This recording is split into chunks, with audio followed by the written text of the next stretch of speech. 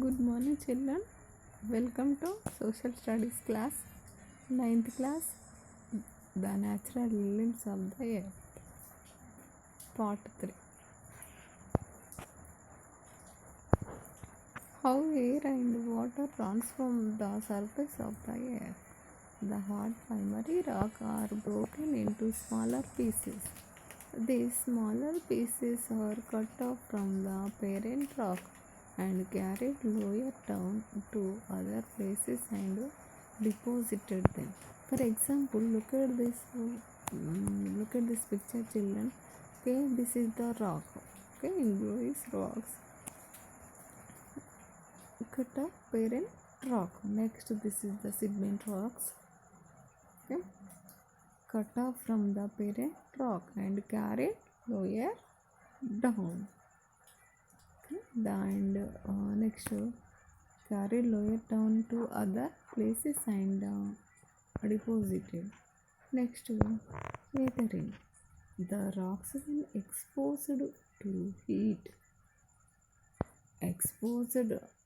expand and contract when they cool down.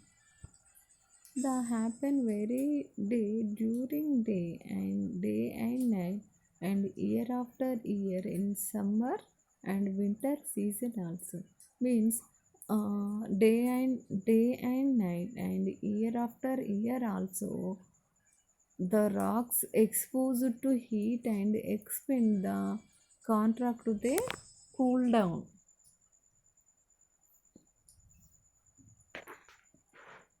Look at this picture, children. Middle of the rocks. This is the expand and exposed to heat and expand the contract, then the cool down. When the water and moisture in the air also help in this process. Water react with the chemicals of the rocks and further weaken the rocks. This process by which the rocks are weakened and broken are called weathering. What is weathering? This process when the rocks are weakened and broken are called weathering. Look at this picture, children. Rock are weakened and broken are called weathering. Okay, this is the picture. Next, erosion. First picture, soil erosion. Second, rock erosion. Okay, following water and wind have a great power and can slow wear away, cut away the rocks and soil. Cover in higher places. Water acts in many ways. River, rain, flowing groundwater, seas, sea waves, glaciers, etc. Wind too takes many forms like stream, gust, still winds, etc. The active weathering way of the earth surface by this moving agents is called erosion. Next one, transportation. The erode material in the form of a small rocks, glacier, mud, fine soil, etc. carried by winds and water is called transportation. Next, deposition. When the rivers and winds slow down, they do not have the force to carry the material anymore and they dump them. When layer of these deposits accumulated at the bottom and over time get transformed into sedimentary rocks. Look at this picture, children. Totally these rocks transformed into sedimentary rocks. Next, work of water. The work the work of water being from it is very source in the high mountains. The flow of a river is very shift. It is a descendance the steep slopes, great force in cutting the mountain vertically. As a result, a deep valley develops narrow at the bottom and wide the top. This is usually called V-shaped valley. Okay, look at first picture, children. This is V-shaped valley. Next, when the rocks are very hot, the rivers cut very narrow valley sides are so steep that are formed.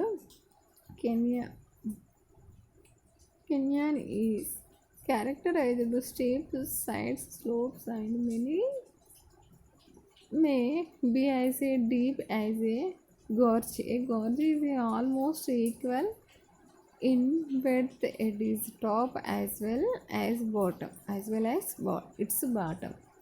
Kenyan is wider at its than than at the bottom when the river flooded has a greater force and cut the soil called silt. What is silt? Okay, Kenyan is a wider at its top than at the bottom. When the river flooded it has a greater force and cut the soil called silt. Next, a layer of sediment is thus deposited during each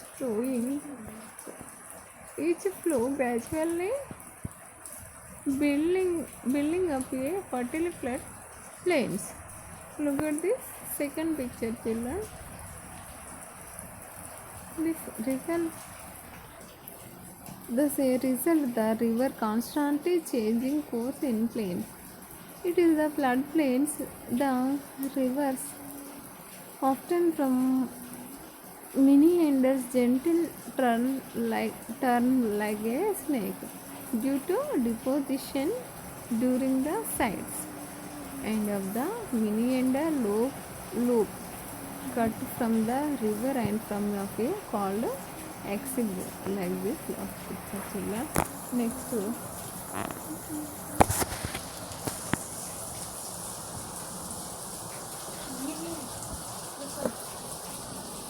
children, important volcanoes in the world. Okay, Stromboli, Sicily, Mount Pili, West Indies, Mount Vesuvius, Italy, Fusiyama, Japan, Cotopaxi, Ecuador, Mayan, Philippines, Barren and Narconda, India, Kilimanjaro, Tanzania. Next,